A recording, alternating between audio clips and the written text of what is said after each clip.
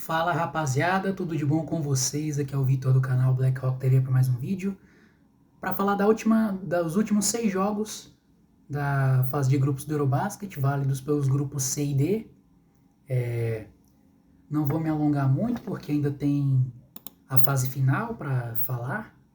Então, deixa aquele likezão brabo no vídeo, compartilha para quem você quiser, se inscreva no canal, ativa o sininho das notificações para não perder nenhum vídeo novo. Sem mais, vamos analisar os jogos. Vamos começar pelo grupo C, com Bósnia e Geórgia, duas equipes que buscavam a classificação, e no fim a Bósnia venceu, mas as duas saíram com a classificação, graças a um resultado da terceira partida desse grupo, da última partida desse grupo, que eu vou analisar logo depois, logo, mas vamos começar aqui. A Bósnia venceu por 84-76, o primeiro quarto começou muito equilibrado, só que a Bósnia, com boas defesas e bom aproveitamento no perímetro, abriu pequena vantagem. O segundo quarto a Bósnia manteve o ritmo, ampliou sua vantagem. A Geórgia até lutou, mas não conseguiu acompanhar o controle de jogo do adversário, especialmente na defesa. No intervalo, a Bósnia já tinha uma vantagem confortável de 12 pontos. No terceiro quarto, a Geórgia fez um grande esforço para reagir, aumentou a intensidade defensiva, conseguiu diminuir o déficit com boas ações ofensivas e um ritmo mais agressivo. E assim a Geórgia cortou a diferença para 5. O último quarto, a Bósnia teve momentos de sobressalto, momentos de pressão, especialmente quando a Geórgia chegou a empatar o jogo. Mas nos minutos finais, a Bósnia engatou uma sequência de 9-0 para abrir vantagem de novo e no fim saiu com a vitória. Os destaques individuais pelo lado da Bósnia: Jusuf Nurkic, mais um duplo para ele, de 15 pontos e 12 rebotes, fundamental no garrafão, principalmente nos momentos finais. Nessa sequência de 9-0, a Bósnia precisava de presença no garrafão para segurar o ataque da Geórgia, e o Nurkic foi lá e contribuiu. John Robertson, 15 pontos para ele também, mais 5 assistências, muito importante para energizar o ataque, especialmente do perímetro. Foram 4 bolas de 3 para ele, muito bom jogo do John Robertson. O Alexander Lazic matou uma bola de 3 crucial no final, mas contribuiu bem com 13 pontos. E foi muito bem também. O Edin Atic veio muito bem, atuação completa dele, 11 pontos, 7 rebotes, 4 assistências, 1 roubo de bola e 2 tocos. Trabalho completo dele, principalmente na defesa, puxando os contra-ataques, as transições rapidíssimas, suporte ofensivo consistente. Foi importantíssimo para a Bósnia sair com a vitória e com a classificação. Pelo lado da Bósnia, quer dizer, do lado da Geórgia, o Sandro Mamukelashvili foi o principal ponto de referência ofensivo da Geórgia, junto do Kamar Baldwin. Foram 20 pontos para ele.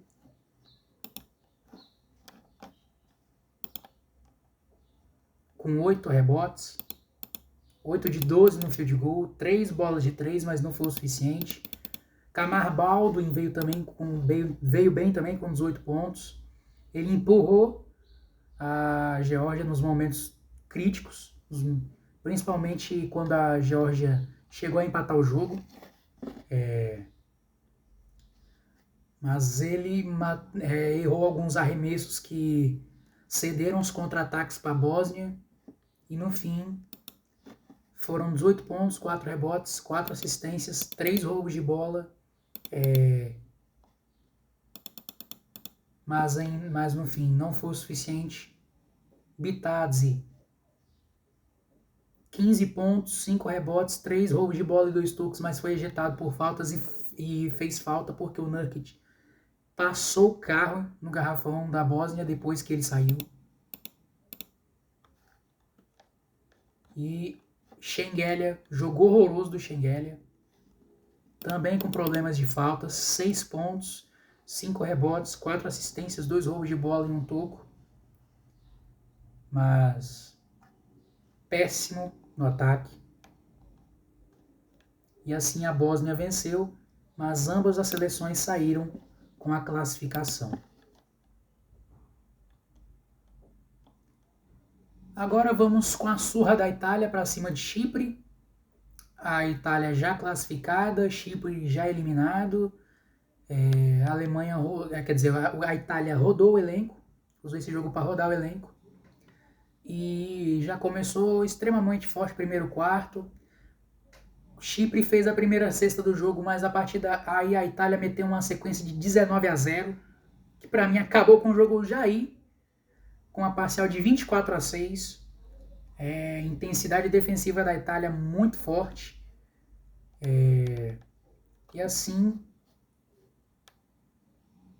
no segundo quarto, o Chipre até tentou reagir, mas a Itália jogou com calma, controlou o ritmo, usou os rebotes ofensivos para pontuar com pontos de segunda chance. A vantagem seguiu confortável. O terceiro quarto foi mais competitivo. As duas seleções tiveram um bom aproveitamento no ataque, mas a Itália manteve o foco, continuou dominando os rebotes, não deixou o adversário se aproximar. E no final só restou administrar. Já tinha vantagem consolidada, usou a rotação e ainda assim venceu por 89-54. Destaques individuais pelo lado da Itália: Matteo Spanholo com 13 pontos, 7 rebotes, 5 assistências e 4 roubos de bola. Foi quem mais fez de tudo nesse jogo, quebrou o ritmo do Chipre com os roubos de bola, distribuiu o jogo, ajudou nos rebotes. Muito importante para que a Itália mantivesse o controle do jogo. O Mohamed Diouf com um duplo-duplo, com 12 pontos, 10 rebotes, dominou o garrafão, forneceu estabilidade tanto no ataque quanto na defesa. Simone Fontecchio matou boas bolas no perímetro, ajudou a manter a consistência ofensiva da Itália, especialmente nos momentos em que o Chipre tentou reagir. Foram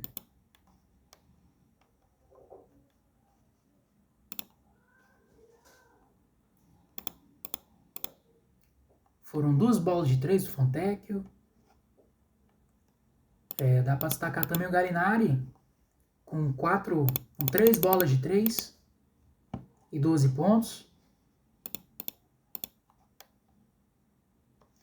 Pelo lado do Chipre, o Filipos Tsitsipas com 15 pontos, 6 rebotes, 4 assistências.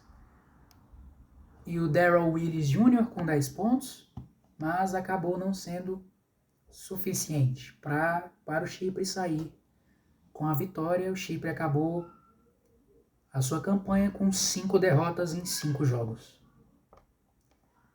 E agora vamos para o melhor jogo da rodada, que foi Grécia e Espanha. A Grécia venceu por 90-86.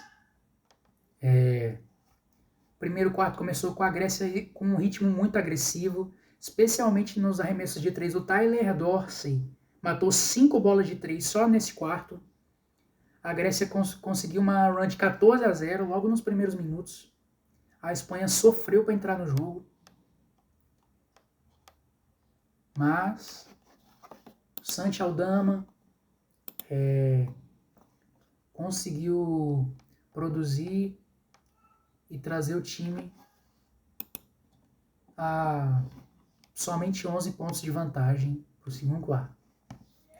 Segundo quarto, a Grécia manteve o domínio, aproveitou muito bem o ataque e na defesa conseguiu forçar erros, capitalizou no contra-ataque. O Giannis, simplesmente imparável, fez uma corrida de 13-2 para ir para o intervalo com uma boa vantagem.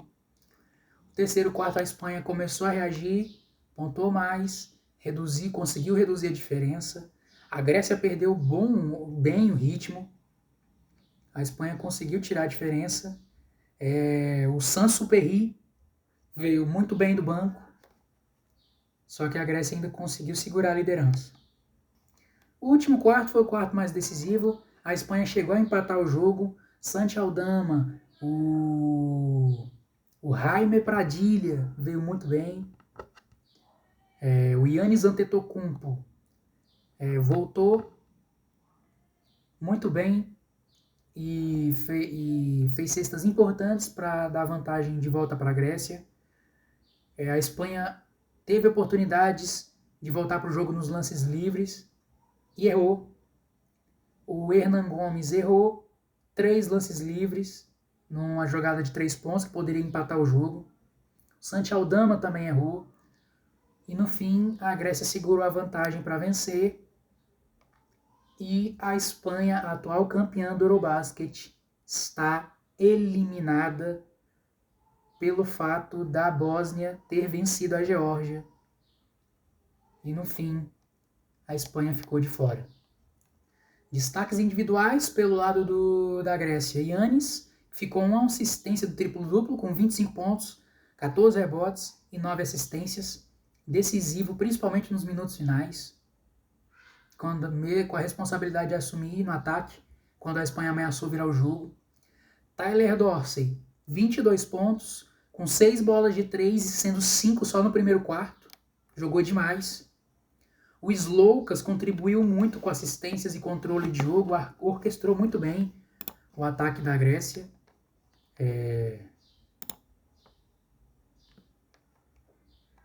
Foram 12 pontos e 6 assistências para o Sloukas. Pelo lado da Espanha, Jaime Pradilha foi um dos que mais tentou responder ofensivamente pela Espanha, com 14 pontos. Mário Sansuperi, fiquem de olho nesse moleque, que ele vai jogar essa temporada do college por Gonzaga, onde jogou o Chet Holmgren, onde jogou o Rui Hashimura. Jogou muito nessa partida. Mostrou que tem basquete para jogar na NBA. E fiquem de olho nesse moleque. Foram 13 pontos para ele. Muito bem no segundo tempo, principalmente. Deu energia, deu ritmo ofensivo para a Espanha. Santi Aldama teve um papel importante, mas os lances livres que ele errou no fim fizeram total diferença. Aliás, a Espanha errou, a Espanha no geral, no fim, errou lances livres que custaram muito. Foram 12 pontos e 8 rebotes para o Santi Aldama. E assim a Espanha fica de fora do mata-mata do Eurobasket. Agora vamos para o grupo D, começando pela surra que a França deu na Islândia. Foram 114 a 74, 40 pontos de vantagem. Já no primeiro quarto a França começou muito forte, já foi um massacre. Começou com uma parcial de 12-0, um domínio precoce. A França entrou em ritmo alto, converteu muito tranquilamente em transição, o ataque muito fluido. A Islândia tentou se ajustar, mas a França foi muito dominante. Já acabou com o jogo aí, com a parcial de 36-9. Já foi para o segundo quarto com 25 de vantagem. A Islândia tentou reagir, encurtar a diferença, pontuar mais. Só que a França manteve o controle, foi consistente no ataque, continuou a forçar turnovers e capitalizar no contra-ataque. E no fim a vantagem da França já era de 32 pontos. Terceiro quarto, a França não diminuiu o ritmo. A Islândia tentou resistir, especialmente no ataque, mas a França ampliou a liderança, dominou os rebotes, rodou bem a bola. E a consistência ofensiva muito alta. E só precisou administrar o último quarto. E assim a França venceu por 114-74 e garantiu a sua classificação. Destaques individuais. Pelo lado da França, Rizacher foi muito bem com 15 pontos, 7 rebotes, 3 bolas de 3. Fez muito bem, foi muito bem, fornecendo energia, eficiência vindo do banco, ajudou a manter o ritmo ofensivo quando a Islândia tentou reagir. O Elio Kobo com 14 pontos em apenas 16 minutos. Foi muito bem ofensivamente, especialmente do perímetro. Foram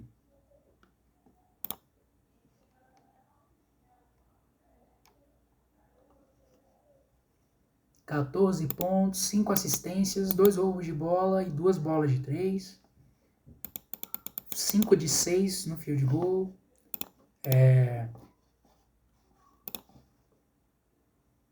O Muhammadu Diaité veio muito bem também, com 13 pontos e 6 rebotes, principalmente os ofensivos. E o Nadir Rif, com 11 pontos vindo do banco, veio muito bem, principalmente no terceiro quarto. Pelo lado da Islândia, o Martin Hermansson com 15 pontos, 6 de 8 no field goal. E o Elvar Fridriksson com 10 pontos, mas um ritmo avassalador da França inutilizou esses números dos jogadores da Islândia. E assim, a França vence e se classifica. Agora vamos para o melhor jogo do grupo, que foi Eslovênia e Israel. Uma batalha ferrenha entre Luka Doncic e Deni Avdija. O jogo começou equilibrado, com Israel mantendo o ritmo ofensivo, só que o Luka Doncic conseguiu responder em trocas rápidas de ação.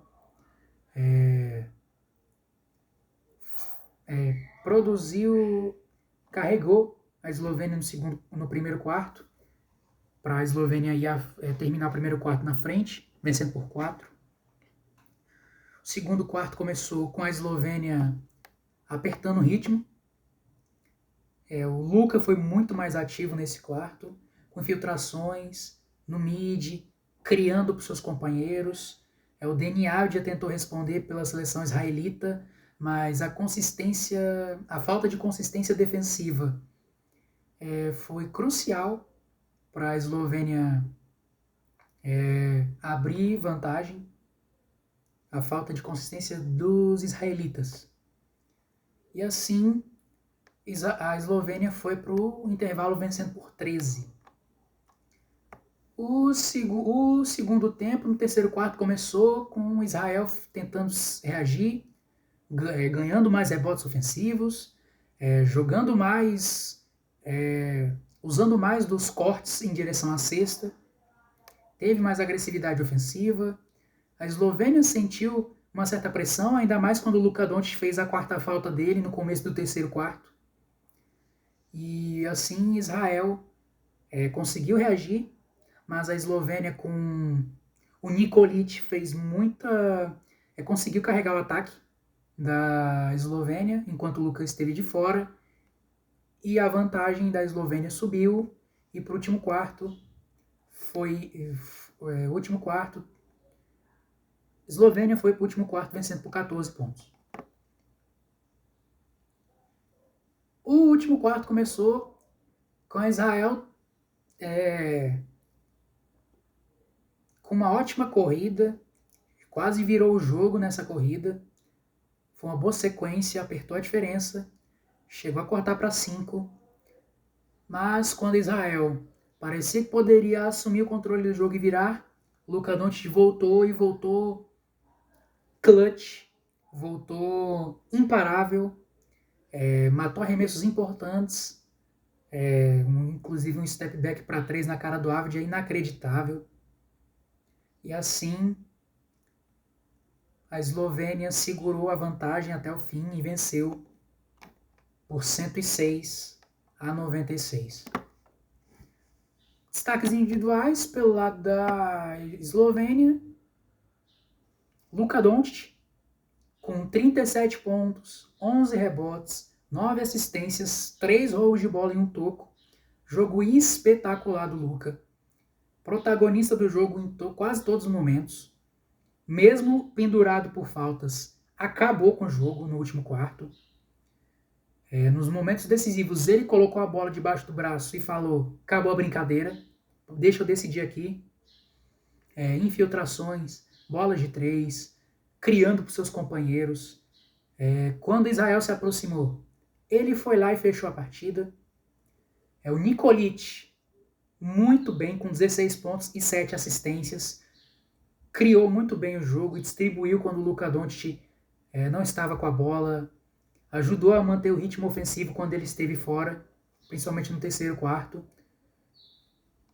O Alen Omic, pivôzão da Eslovênia, muito bem, com duplo-duplo, com 11 pontos e 10 rebotes.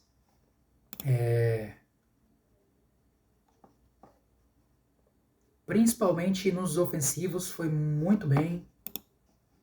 Forte presença no garrafão. Ajudou a conter os pivôs de Israel para conter as infiltrações.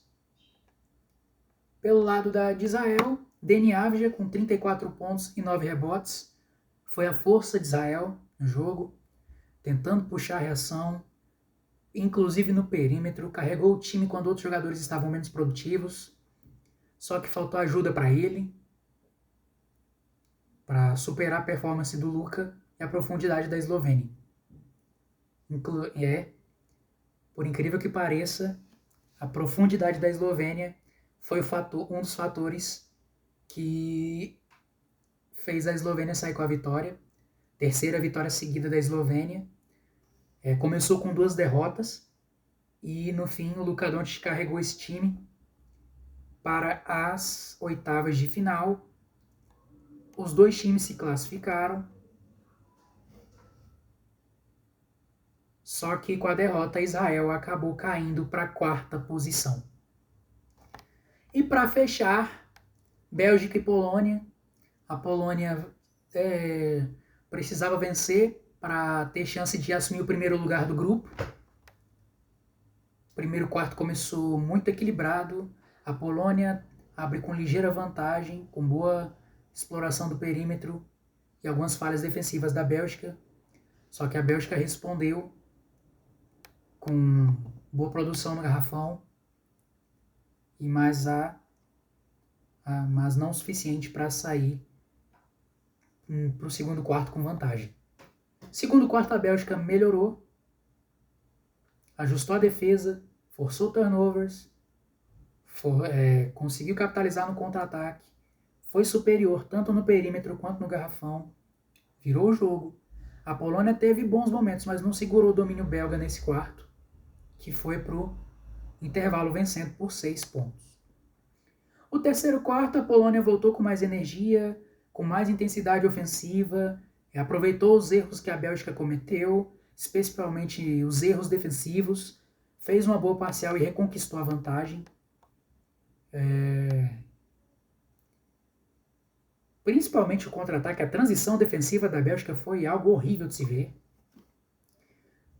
O último quarto foi extremamente disputado, a Polônia tentou segurar a vantagem, só que a Bélgica conseguiu pressionar, conseguiu pontuar em momentos decisivos. O Emmanuel Leconte foi clutch demais, meteu o game winner para a Bélgica sair com a vitória por 70-69, mas a Bélgica não conseguiu classificação e a Polônia terminou na 2ª posição.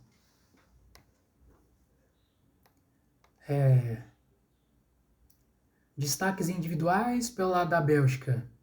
O Emmanuel Leconte, decisivo. Foram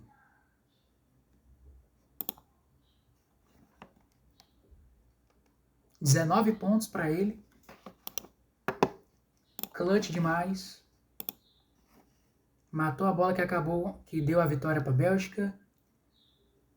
O Hans Van Wijn, com 10 pontos, 7 rebotes, 3 assistências e um toco, foi muito bem também. Pelo lado da Polônia, o Dominik Olejniczak, com 24 pontos.